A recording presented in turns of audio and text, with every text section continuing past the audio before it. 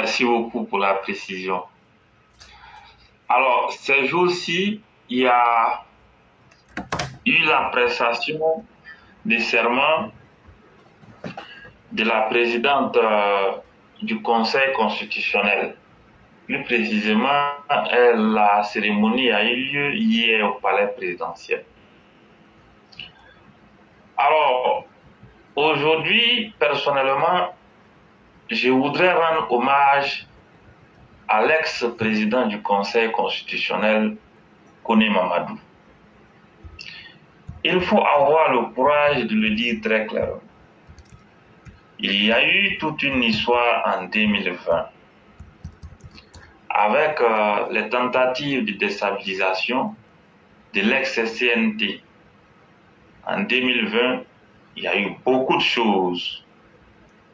Et pour ceux qui ont observé attentivement la situation, ils savent à quel point Koné Mamadou, le magistrat, il a joué un grand rôle dans la stabilité de la Côte d'Ivoire.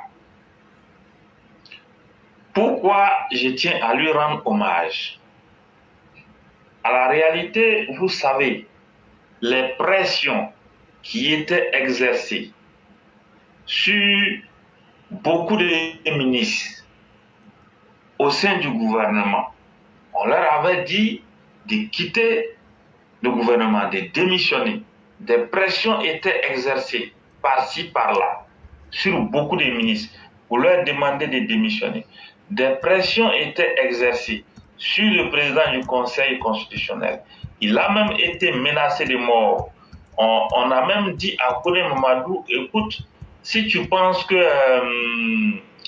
tu as peur de démissionner, bon, va te réfugier dans telle ambassade, et puis après, bon, nous, on va te charger de te faire sortir. Signata, soyez concret. Qui a dit et qui a dit quoi? Il faut dire pour que les gens sachent. C'est Soro Guillaume Zéro, voilà. Il a menacé. Voilà. Il a menacé le président du Conseil constitutionnel. Il a dit au président du Conseil constitutionnel d'aller à l'ambassade, dans une ambassade. C'est l'ambassade des États-Unis. L'ambassade des États-Unis. Des États-Unis. Voilà, qu'ils allaient se charger maintenant de les faire sortir après. Imaginez un seul instant qu'en cette période précise, face à la très grande pression sur Maître Koné Mamadou, s'il avait cédé, que serait devenue la Côte d'Ivoire? Mission de patates. Que serait devenue la Côte d'Ivoire? On a vu les Mabri Touakes, on a vu les Amontano, on a vu des gens ici qui ont fait des bêtises. Imaginez que Maître Koné Mamadou, il avait abordé dans le même sens que ces traites-là. Que serait devenue la Côte d'Ivoire? À un moment où le président avait beaucoup plus besoin, sinon la Côte d'Ivoire avait beaucoup plus besoin de Maître Koné Mamadou, il a répondu présent. Il n'a pas cédé aux pressions, il n'a pas cédé au chantage, il n'a pas cédé face aux menaces de mort. Voyez-vous, tout se jouait en cette période précise à un bout de fil. Il suffisait seulement que Maître Koné Mamadou dise que je démissionne de mon poste de président du Conseil constitutionnel et vous allez voir que ça allait être le coup de poignard de trop dans le dos même du président de la République et par ricochet même dans le ventre de la Côte d'Ivoire. Et c'était largement suffisant pour la chienlit totale dans le pays. Mais vous avez vu combien de fois il a tenu très bon. Vous avez vu combien de fois et Maître Koné Mamadou, il est resté intraitable, rigide et intransigeant face à ses faucons et ses retours. Aujourd'hui, lorsque Maître Koné Mamadou part du Conseil constitutionnel, nous autres nous disons tout simplement qu'il part la tête très haute. Il a rendu un immense service à la Côte d'Ivoire. Maître Koné Mamadou a été très poignant et très déterminant à un moment bien précis où nous avions plus besoin de lui. Et aujourd'hui, lorsqu'il part, nous osons croire que bon, il est en quelque sorte à la retraite parce que c'est des gens qui sont avancés en âge. Nous disons que nous lui rendons un vibrant hommage. Nous le saluons avec respect et considération. Parce que n'eût été lui, la Côte d'Ivoire aurait sombré. Si on avait positionné quelqu'un qui après était prêt à trahir, les choses allaient être très claires aujourd'hui. Peut-être même qu'on était en train de s'entre-déchirer encore. Peut-être que le pays était coupé en deux. Mais face à sa détermination, à son courage, à son abnégation, il est resté très ferme. Il a désavoué Guillaume Zéro, il a désavoué les opposants et les plans machiavéliques. Et finalement, vous avez vu, la Côte d'Ivoire tient très bon. La Côte d'Ivoire est sur les rails. La Côte d'Ivoire avance très bien. Nous autres, nous le disons souvent. Moi, je ne suis pas juriste. Mais je le dis toujours, la loi, c'est une invention de l'homme. C'est l'homme qui prend papier pour écrire que, bon, voilà, c'est comme ça, c'est vert. Si on peut prendre un papier pour écrire que, bon, c'est vert, de la même manière, on peut prendre le papier pour écrire que c'est orange ou bien c'est blanc. La loi n'est qu'une pure invention de l'homme. Moi, je le dis toujours, tout ce qui m'intéresse à la fin de la journée, est-ce que les Ivoiriens ont accès à l'eau potable? Est-ce que la jeunesse a accès à l'éducation? Est-ce que la libre circulation est garantie? Est-ce que la stabilité et la sécurité sont garanties? Est-ce que les gens peuvent se soigner? Est-ce qu'ils peuvent se loger? Est-ce qu'ils peuvent manger convenablement? Est-ce que les gens ont accès à l'emploi? Voilà comment moi je réfléchis beaucoup plus. Donc les gens qui sont toujours là en train de nous emmerder, que la loi dit que c'est des mandats, qu'après les 2 mandats vont partir. Moi j'ai toujours dit, si on peut écrire qu'après 2 mandats on peut partir, c'est qu'aussi on peut écrire qu'on peut rester à vie à la présidence. Nous autres, tout ce qui nous intéresse, c'est le devenir de la Côte d'Ivoire. Donc les juristes, sachant très bien qu'il y a un excellent travail qui s'est fait en Côte d'Ivoire, ils peuvent toujours trouver la parade pour maintenir le bon travailleur au pouvoir et que le pays soit en paix pour que les Ivoiriens travaillent dans de très bonnes conditions. C'est tout. C'est tout. En Chine, le président actuel Xi Jinping, c'est la présidence à vie. La réalité est celle-là. Il est au pouvoir pour une présidence à vie. En Russie, Poutine, il est au pouvoir pour une présidence à vie. Au Congo-Brazzaville, l'empereur Denis Sassou Nguesso, il est au pouvoir, ça va faire plus de 30 ans. Paul Biya, il est au pouvoir, ça va faire plus de 40 ans. Pourquoi est-ce que les panafricains n'en fassent pas un sujet de choses, des médias? Pourquoi ils n'en parlent pas? Et que c'est les dossiers ivoiriens, toujours des imbéciles viennent nous emmerder avec. Pourquoi?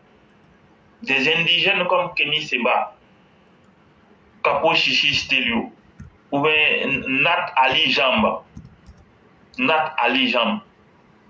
toujours en train de nous emmerder.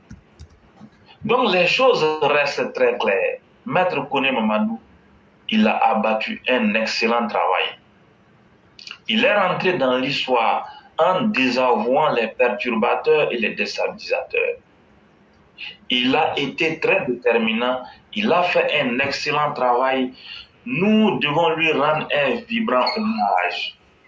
Maître Koné Mamadou, son nom doit être inscrit dans les consciences collectives.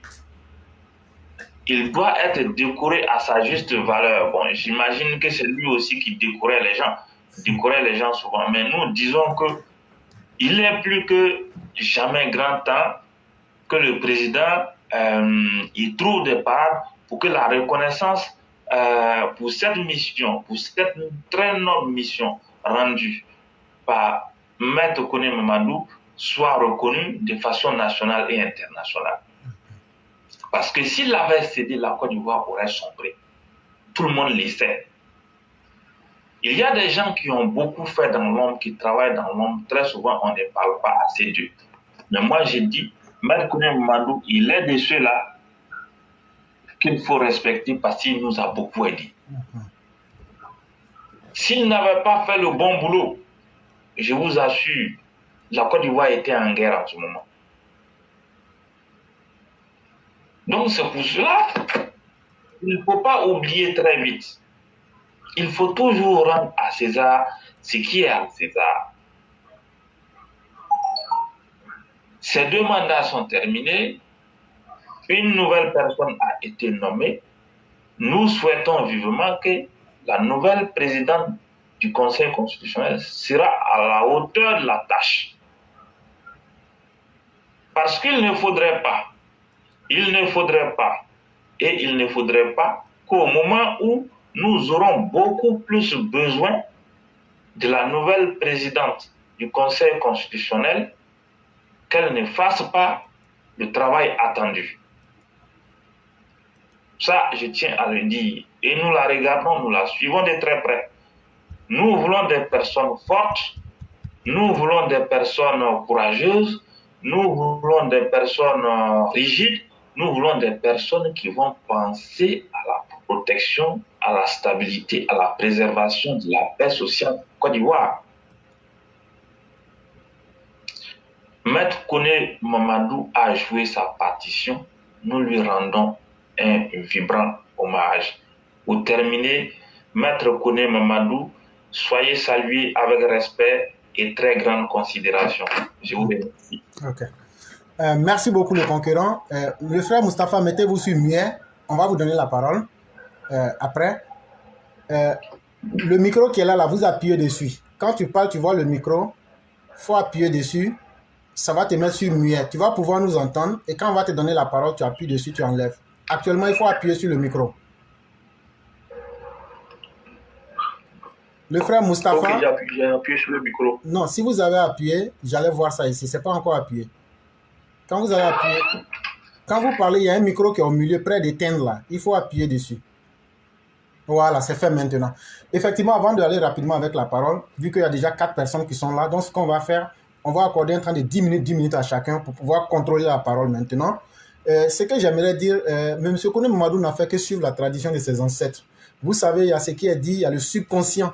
Il y a souvent certaines choses qui sont en toi, mais que Freud va appeler en fonction des circonstances le refoulement. On ne va pas rentrer dans ces thèmes techniques-là aujourd'hui, mais je veux dire que l'homme peut hériter de certaines choses sans s'en rendre compte. En réalité, dans l'empire du Mandé, quand on parle de Kone,